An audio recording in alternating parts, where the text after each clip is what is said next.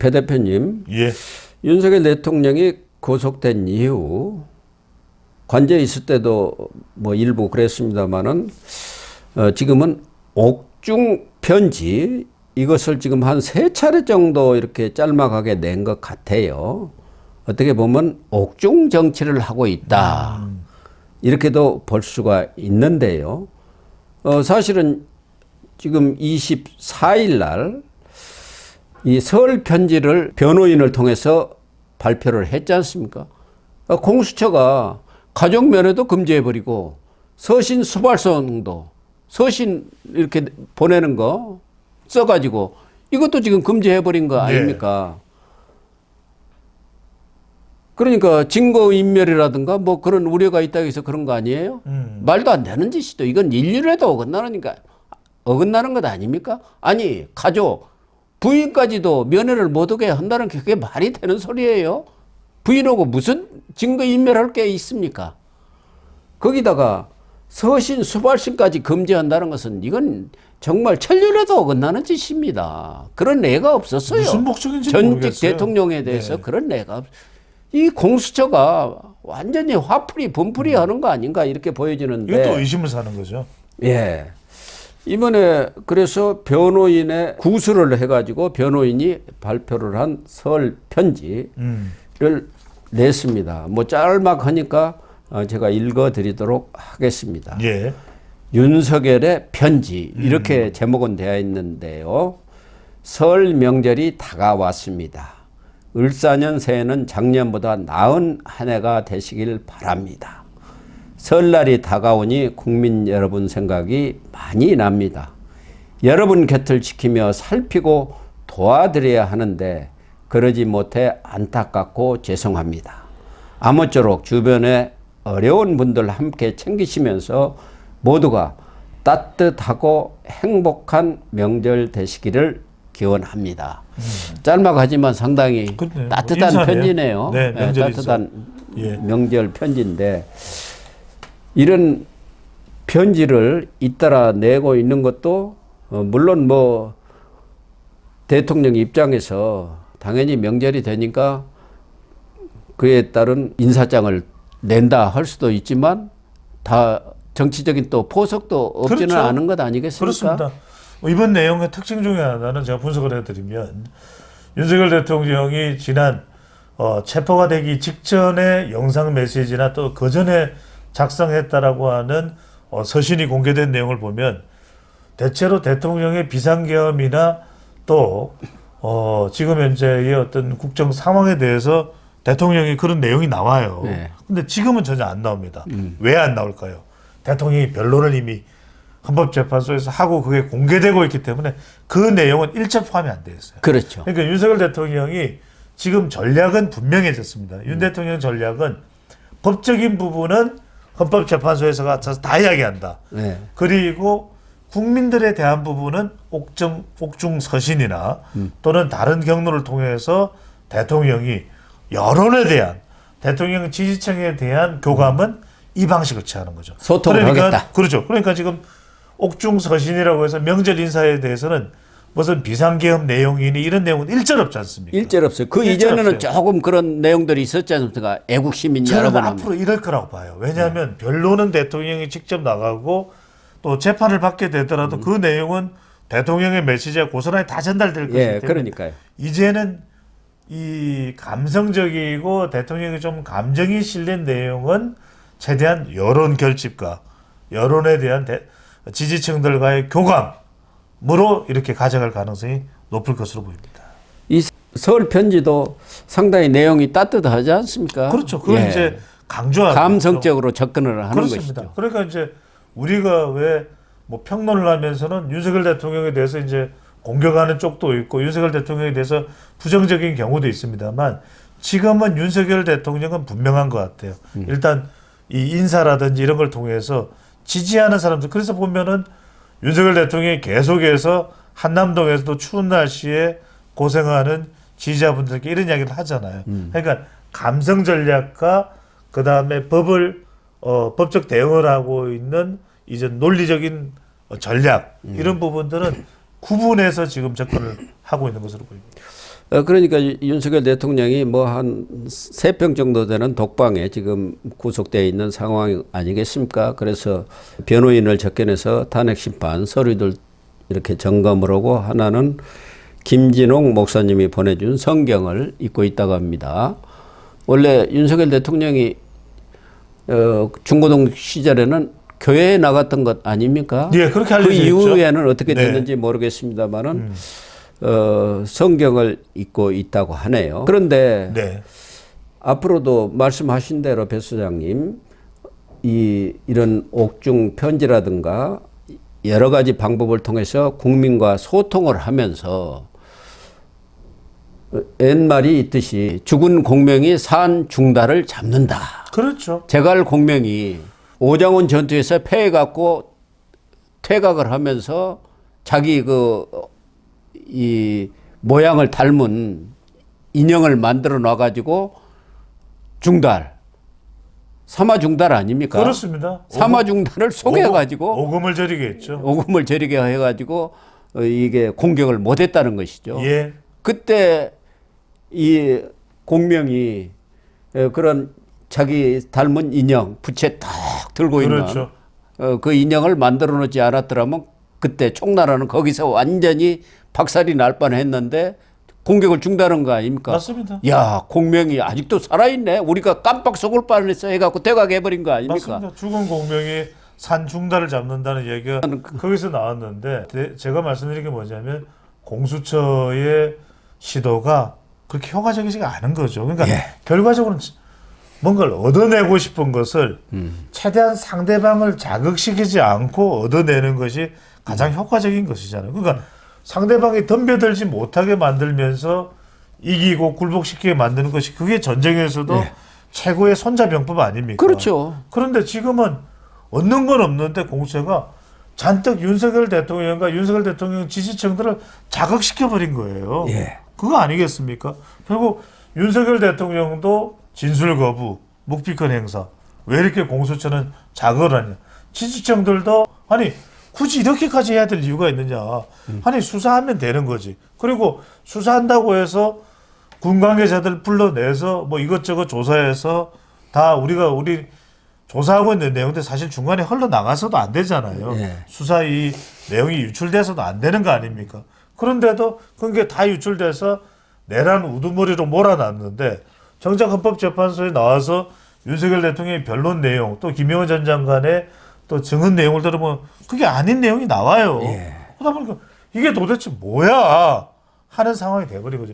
그래서 이런 저간의 내용들을 보다 보니까 고 박사님 말씀하신 대로 죽은 공명이 산 중달을 잡는다 이런 설명이 나오는 거죠. 그러니까 오히려 윤석열 대통령이 정작 국정 운영 때는 누려보지도 못했던 그러니까. 지금 완전히 공공행진이에요. 지지율 공공행진 그거 해봤습니까?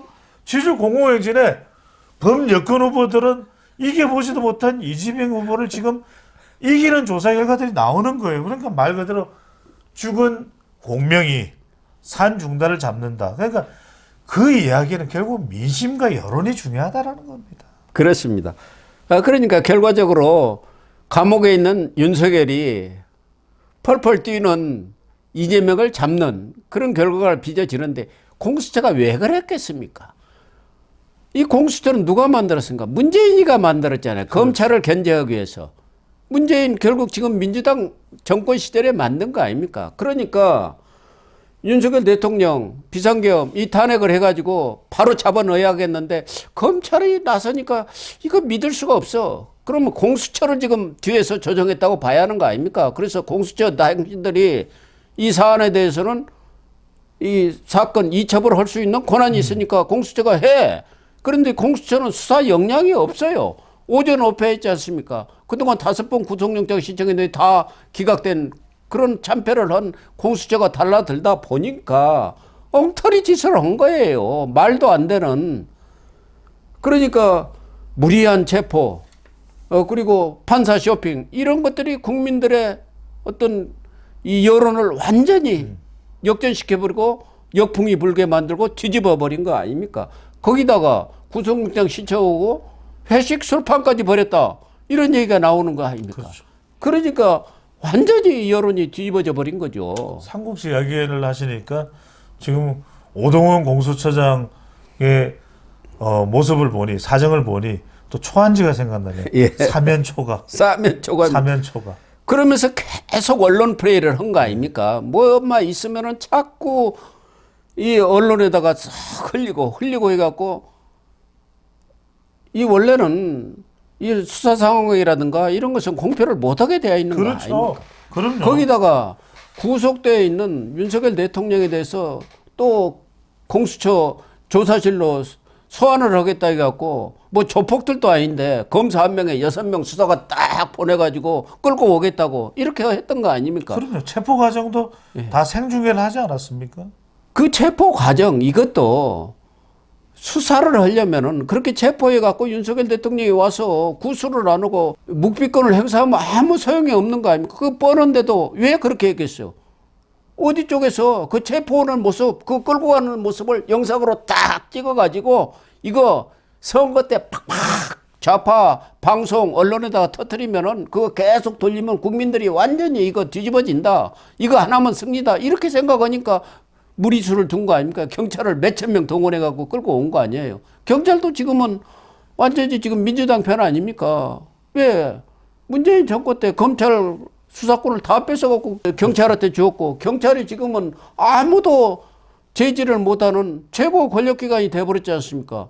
최상목 권한대행한테도 서부지법 난입사건이 났는데 보고도 안 하고 오전 9시인가 뭐 보고를 했다는 거 아닙니까? 사건이 난 지가 뭐 10시간인가 얼마가 지나가지고 그러니까 권한대행도 흑살이 쭉제기로 본 거죠. 아니, 경찰이 우리가 최고야. 근데 지금은 대통령도 부르면 오고 국무총리 부르면 오고 다 국무위원들 우리가 다 조사했어. 설명을 할 때 그렇게 하잖아요. 선조치 후보고인데 아니 그래서 10분 뒤에 보고면 이해가 돼요.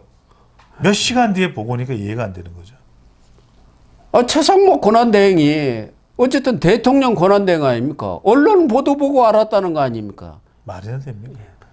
그러다 보니까 윤석열 대통령은 이 감옥에서 이렇게 따뜻한 편지, 감성적인 접근을 하면서 이 밖에서 날뛰고 있는 이재명을 잡아버리는 그런 지금 상황으로 가지 않겠습니까?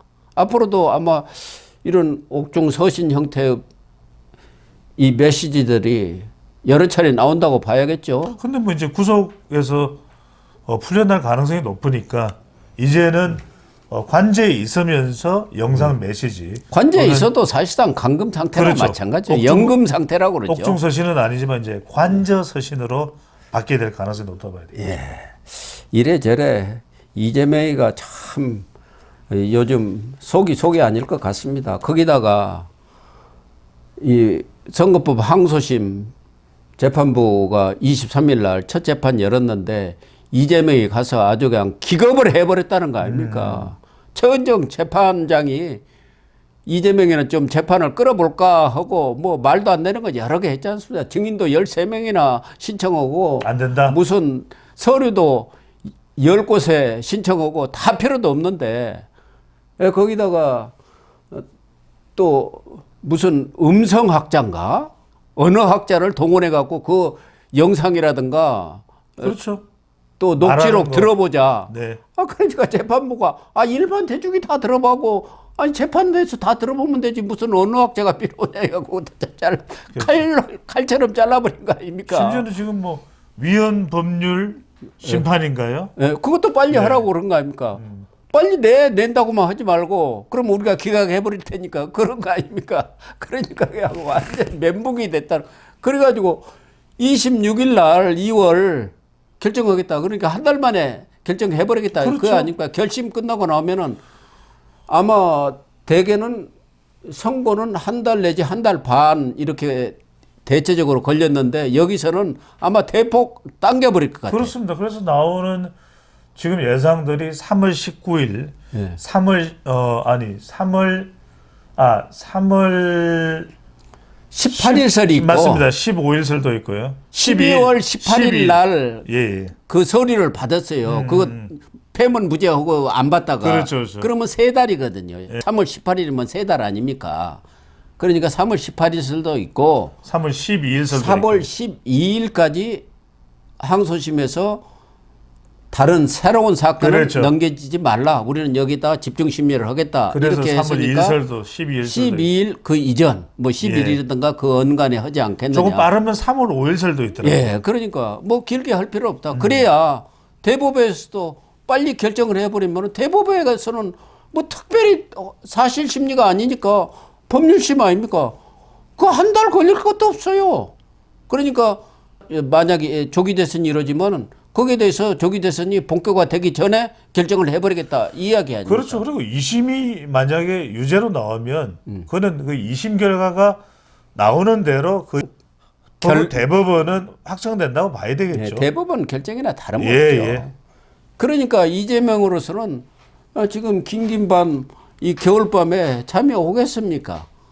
서울 앞두고도 속이 심란할 거예요. 자꾸 공명이 생각나겠죠.